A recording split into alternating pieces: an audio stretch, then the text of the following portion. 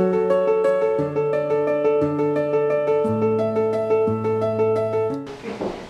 I am Jessica Long, and I have been teaching at Sacred Heart Academy for 6 years.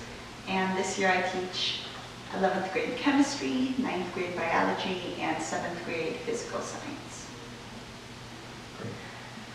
I'm Amy Denbraber. I've been here 6 years. I've taught a smattering of math at the middle school level, and this year I'm teaching one section of general chemistry and another small section for honors chemistry.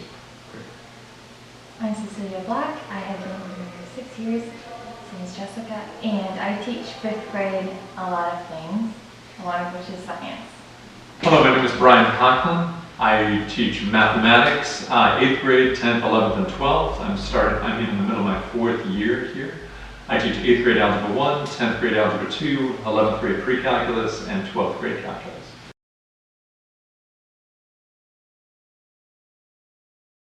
I can start because I teach it first, I guess. So in the grammar school, the 3rd and 4th and 5th grades, we focus on nature studies. That's just what it sounds like. You're studying nature, and it tends to be kind of unit-based. So you might do a unit on insects, a unit on trees, a unit on weather, and that's kind of divided up among those 3 years. And the focus with those grades is basic understanding of the world around you and how, basically your attitude, how to approach it. So an attitude of wonder toward it, of familiarity and ownership, that you walk outside and you know the things that are around you and you can give them names. And that knowledge and that relationship you have with the world around you gives you it spurs you to ask questions about it. So you're also really, really pushing them toward curiosity and wonder and to further them in their actual studies of science. So then I think we build on that when we get to the upper middle school and then high school levels by starting to add more rigorous scientific thinking to that. So we build on that wonder knowledge. Now we know what things are, so now let's try to better understand them and do experiments with them.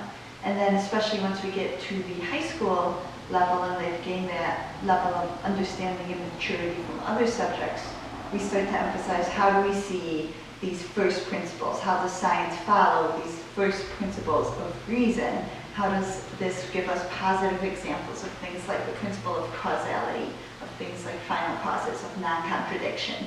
And we see that in science. We both study and learn all of the scientific theories and laws, but then we also learn how scientists approach developing theories and laws and that scientific method, so we can have confidence in science, but not just blindly accept things without knowledge.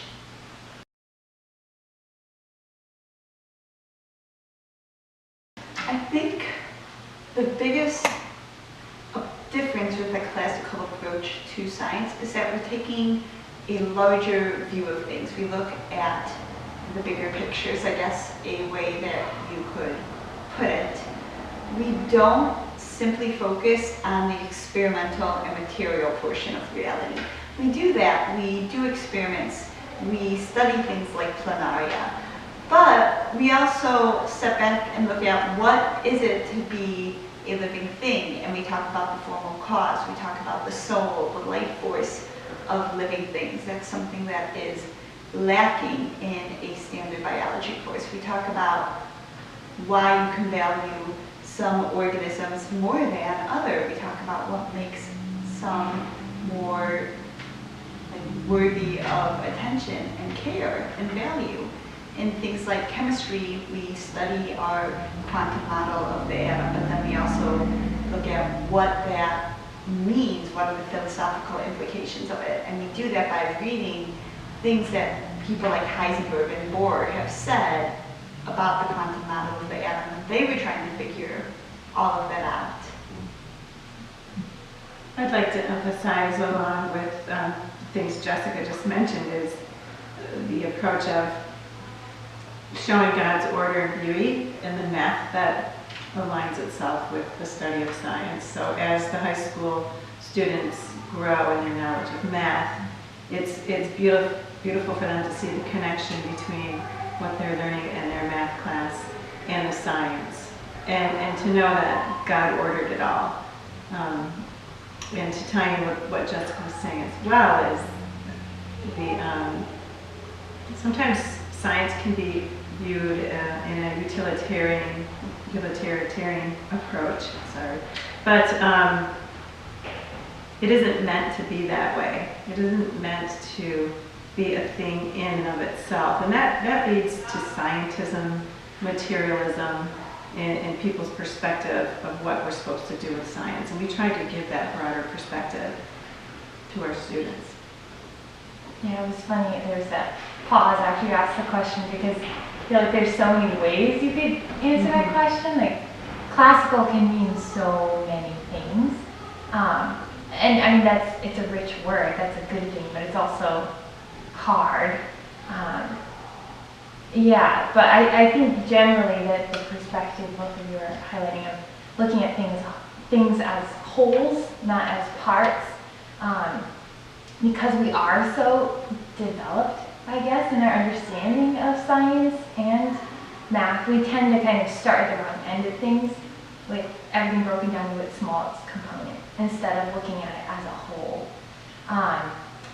And when you look at something as a whole, like, you encounter it in relationship in some sense. And that is the Christian classical thing is, it's all creation is generated forth from God. So all including us, and we're in relationship with it and need to know it in that way.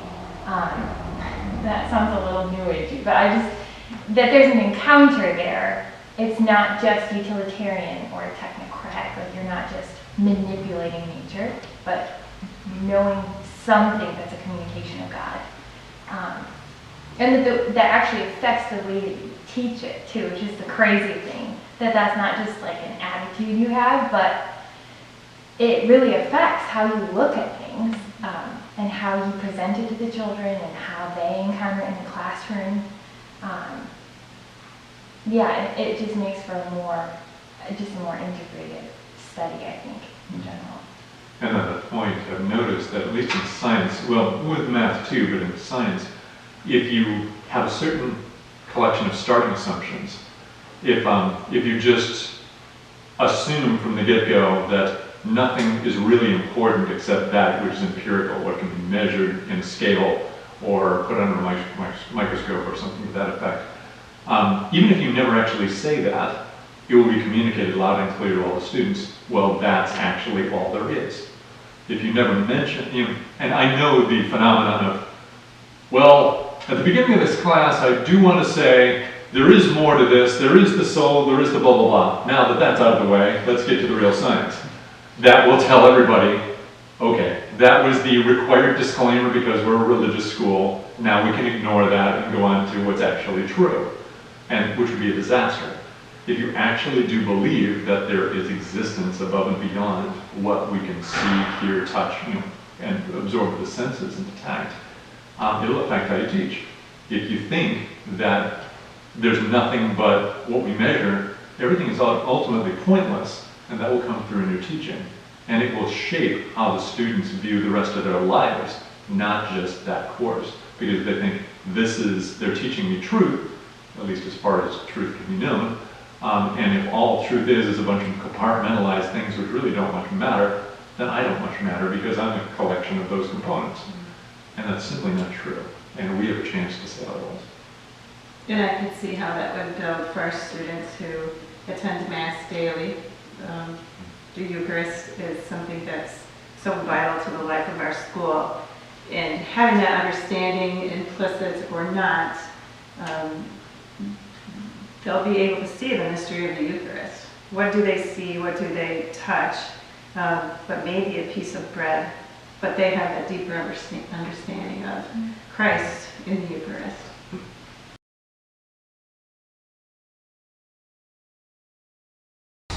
Well, we really have that goes even just beyond the classical classical view is we know, it's been mentioned, like everything is ordered to God. The purpose of all of creation is to glorify God. And so when we look at everything, we can see what that is and why that is, and that everything comes from God, and it's all leading back to Him.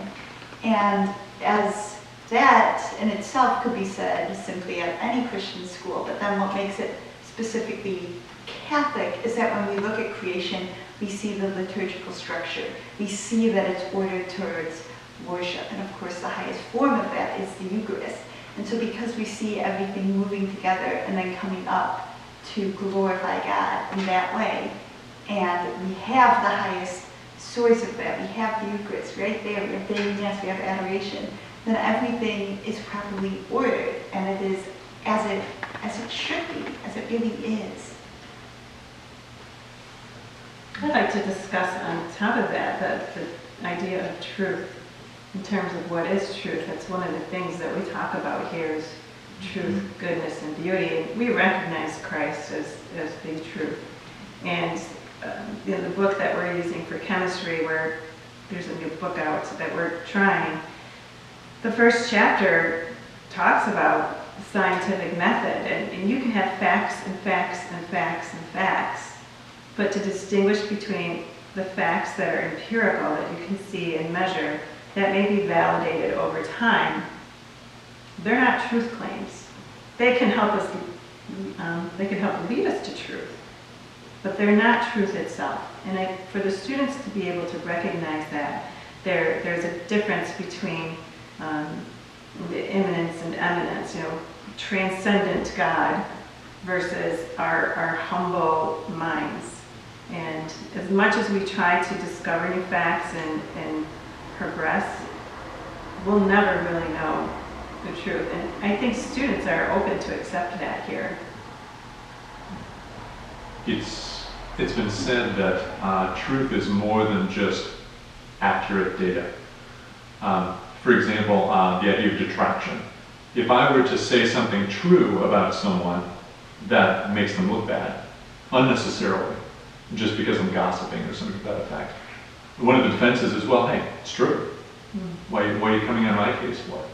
Well, truth is bigger than just that accurate bit of data. That person was made in the image and likeness of God, and your portrayal is saying that person is worthy of mockery, is worthy of ridicule, which is false. It says, by using true data, you have enacted a lie, which is far bigger than any of the little itty-bitty pieces of data.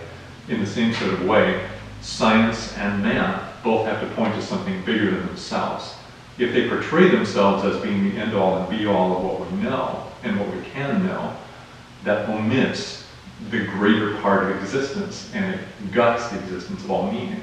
And we're here to stop that and replace it with something alive, something that's meaningful.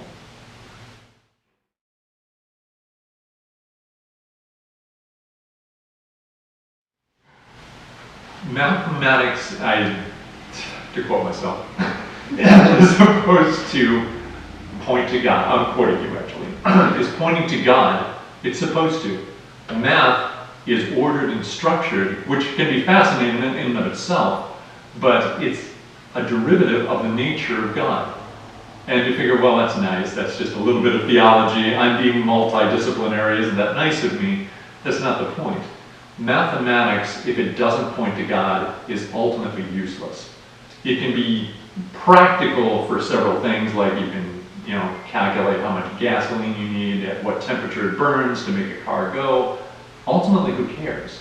There's one of the saints who was portrayed as asking a fellow, well, what are you going to do with your life? Well, I'm going to get a good job. And then what? Well, I'm going to marry, etc., etc., etc. And then what, and then what, and then what, and then have a peaceful retirement with lots of money, and then what? And then the person realized, oh my goodness, the end of this is the grave. The end of this is there anything that matters in here? Would mathematics ultimately matter? The thing that really, really impressed me, the first conference I ever went to, a classical education conference, the presenters said, our main goal as educators is to prepare our students for heaven. If we're not doing that, we're wasting our time. I don't care how proficient they are in calculus, it will not matter in the long run. In fact, it might be worse than useless. Because if someone has a malformed conscience and is empowered with lots of skill in these sciences and such in order to ascend to a place of power in the secular world, they can cause tremendous damage. We don't want that. They can cause damage to themselves and others. If we tell them, if we show them that God is the foundation of all of this, everything is, examples abound, but every single math example can point back to God explicitly. You might have to work it a little bit, tease it a little bit. You could say, this points back to God. It's just true. Nobody had to vote for it. Nobody had to agree with it. Nobody even had to know it was true in order for it to be true. Ditto with God. So it's the foundation of if we start with God, everything else makes sense. If we don't, not even that, even though it's internally consistent, it makes no fundamental sense and it's ultimately useless. So, and that's not true. Building on what Brian said, that with math being like, math is abstract, right? So it does point to God more directly than even science. I delight in telling my students, I delight in telling them that math is higher than science. I used to teach geometry, so that's still always my example, that geometry is higher than physical science and biology, because that is looking at truth, it's looking at things in matter. But then math is abstract, it's non-tangible. Well, likewise, of course, with God. God's not in matter, in his divine nature. So that makes math even more able to point to God, and especially pure mathematics points to him more than just math at the service of science. It's seeing these truths we learn in science are illustrated even more clearly in math, and the math can point directly to God. And it's so beautiful. I had a student tell me after class, so they were really like excited, but still intimidated for math class. On a more mundane level too, math is also a discipline. I feel like in the age I teach, maybe that's a little more evident. A discipline not in the negative sense of that term, but just in the sense that you're learning a skill and a way to think, and by exercising your mind in this way, your mind becomes more capable to think in this way. And that very basic, doing your math facts and memorizing your times tables, all of those things are actually helping you not just become a better person, not just become successful, though those are definitely true, but also ultimately then to know God and to pursue excellence in all things. That's what virtue is, it's just excellence. And I think in the lower schools and middle school too, a lot of the emphasis is on the discipline of it and just the mastery and the practice. And the humility you need to learn math and do it well. Like everything has to be perfect before you can go on. So it's oriented to the same lofty goal, but that may be more or less obvious depending on the ages involved. So maybe let's open this up a little bit, and those are the ends. What are the means, Brian? So if I'm a 8th grade algebra student and I'm walking in your class, or I'm your calculus student in 12th grade, what is your class like? I'm going to bounce off of, that was a perfect segue. A math idea doesn't have to be boring. As a matter of fact, it is intrinsically, truth and things that fit and things that work properly are intrinsically exciting. Like when a boy or girl puts together a kit of some mechanized something and it actually works, they're excited. They don't have to say, is this going to make me lots of money when I'm 25 years old, in order to be excited the fact this works. The only reason a math presentation could be boring is if the person can't relate to it or if the presentation is lifeless. There need be neither of those. For example, I can show people the fun of just saying, this works. Like, watch this. And then now you try it. It's like, yeah, this is boring. But I said, no, try it. I said, see if it works. And it does. I said, now don't take my word for it. Plug that answer back in and see if you actually get the right answer. Even the most dull mood inflicted people will have a little bit of a, oh, yeah, I did that. Okay. Even if it's only, egotistical, me, vanity, okay, it's something, and we'll build on that, and we'll get them away from that eventually. But there is a certain intrinsic excitement to something that works. That's kind of my job. I was saying, this all works. I'm going to instill confidence that this works, and you can stand hard on it, and it won't collapse underneath you. The only reason it will collapse underneath you is that you did something wrong in the step A, step B, step C, and that can be fixed. Now is our time to fix it. Can I tell a funny story about the way you teach math? By all means. My daughter, it must have been Algebra 2, I was trying to help her with her homework, and she had Brian as a teacher, still does, loves Mr. Coughlin, but she says, oh, wait a minute, this is the chubby hands method. And I said, I'm a math minor. I said, chubby hands? I've never heard this before. And she was trying to explain to me, but this is something that Brian has come up with on his own. Actually, I stole that from my first supervisor, so. But we were laughing. I think that we laughed together for about 10 minutes over that, the chubby hands. If Mr. Al Lanzini is watching this somewhere, God bless you.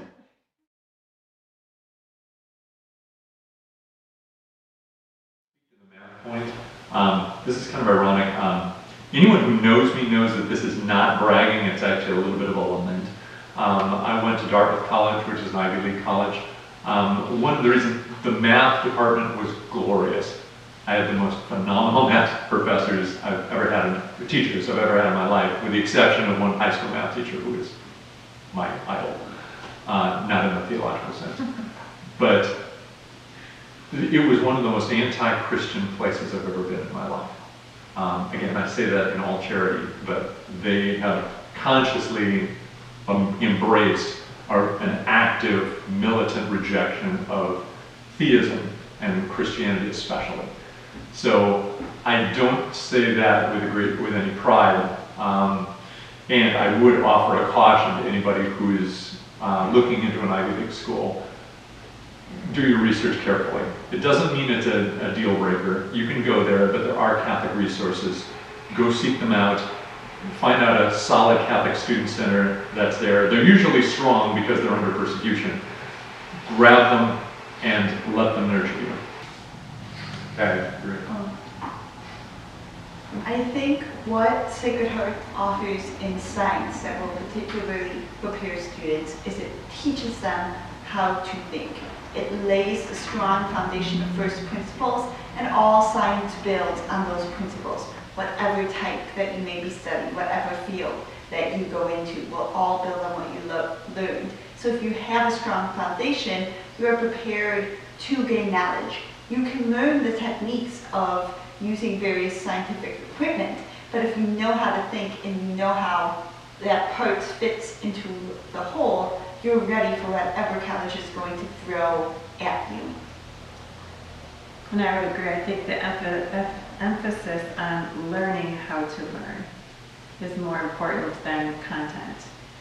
In fact, textbook writers are starting to notice the value of culling the curriculum, where you try not to just throw pieces of information at students, but to really focus on mastery learning.